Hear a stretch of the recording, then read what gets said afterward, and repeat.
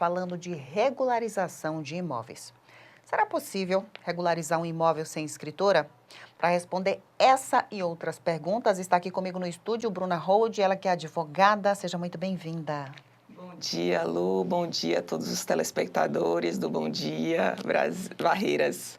Então, já começo te perguntando, te fazendo esse questionamento. É possível regularizar um imóvel sem escritura? Lu, sim, é possível. Essa pergunta causa um pouco de surpresa em todas as pessoas, né, que não são ligadas ao mundo jurídico, até porque a gente tem alguns instrumentos jurídicos que são novos, então a população em si ela desconhece disso, mas sim é possível regularizar, desde que você atenda alguns requisitos, né? A gente não pode só, eu não tenho uma escritura, vou ali, vou conseguir regularizar o imóvel. Não, a gente precisa atender todos os requisitos dependendo do instrumento jurídico que a gente vai utilizar naquele caso. Você chegou num ponto importante, atender alguns requisitos. Eu tenho Isso. certeza que todo mundo em casa deve estar se perguntando, que requisitos são esses? Será que eu me enquadro dentro deles? E eu te pergunto, quais são esses requisitos? Então, Lu, o importante é você conseguir comprovar a posse. Aí muita gente pergunta, mas qual é o período que eu preciso comprovar? 5, 10, 15 anos? Depende também do instrumento jurídico, porque para comprovar a quantidade de tempo, você precisa utilizar o uso capião, que é o instrumento aí jurídico que a população mais conhece. Então, a gente tem aí 5, 10 e 15 anos, dependendo do tipo de uso capião que você vai utilizar, o rural, o urbano especial, o extraordinário, enfim. Mas também a gente tem outros instrumentos que você não precisa comprovar o tempo de posse. A exemplo, a gente tem a REURB, né, que é um instrumento novo. Eu acredito que aqui no seu programa você já tenha falado algumas vezes dessa regularização fundiária promovida pelo município. Então, você não precisa ter um tempo mínimo de posse, mas você precisa comprovar a posse, precisa comprovar como você adquiriu aquele imóvel, comprovar que você vem pagando contas de água, conta de luz, IPTU, que você tem ele cadastrado no município em seu nome. Você também tem a adjudicação compulsória, que é um instrumento que às vezes você comprou, fez a escritura de compra e venda, né? Porque o que todo mundo conhece é a escritura de compra e venda. Com a escritura de compra e venda, você vai no cartório e registra e o imóvel passa a ser seu. Para substituir essa escritura de compra e venda, a gente pode utilizar um título de legitimação fundiária, que é um título concedido pelo município, se você conseguir atender os requisitos da REURB.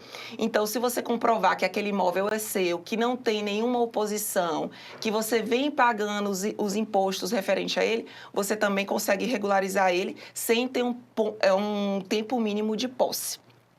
A gente também tem a ação de obrigação de fazer. Eu comprei o imóvel, paguei.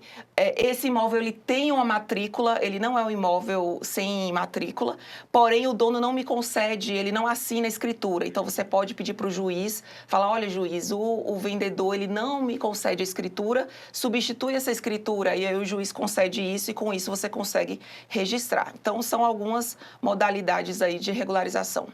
É um processo burocrático, demanda tempo ou depende de caso para caso? Depende de caso para caso. Todos esses instrumentos que eu falei, a gente pode fazer ele via extrajudicial, via cartório, então você pode procurar o cartório. Vai ser muito mais barato, muito mais célere e você consegue resolver sem demandar no judiciário. Porém, em alguns casos, ou envolvendo o menor, ou se aquele imóvel tiver alguma peculiaridade, aí você vai ter que procurar a justiça e aí pode ser que demore um pouco, né? E vai depender de qual comarca, qual região, mas geralmente pode demorar ou não. Mas aí vai depender muito mesmo do instrumento utilizado. No seu dia a dia como advogado, é muito comum encontrar pessoas que moram em imóveis que não são regularizados? É muito comum, Lu. Aqui na nossa cidade nós temos muitos loteamentos irregulares, né? Aqueles loteamentos do passado que foram abertos no papel, né? A pessoa se apropriava de determinada quantidade de terra e a partir daquele momento ela parcelava ele de forma irregular e vendia. Nós temos muitas ocupações irregulares, né, invasões, que a gente chama. A gente tem muita terra herdada de pai para filho. Eu tenho uma rocinha aqui na região e o pai foi passando, o avô, e enfim, aquela área também não tem terra. Então, assim, é muito mais comum do que a gente imagina aqui na nossa região. Tanto é por isso que o município começou a REURB, porque aqui os nossos bairros, eu acredito que 80% não tem matrícula. Queria que você aproveitasse esse momento para falar o passo a passo, né? Para quem não tem o imóvel regularizado e que a REURB também não passou nessa localidade, o que essa pessoa precisa fazer só para a gente finalizar? Olha, eu acho que o mais importante é você procurar um advogado especializado na área, porque ele vai realmente direcionar para você, às vezes, não perder tanto tempo procurando em cartórios que não são os cartórios efetivos, né, daquele imóvel.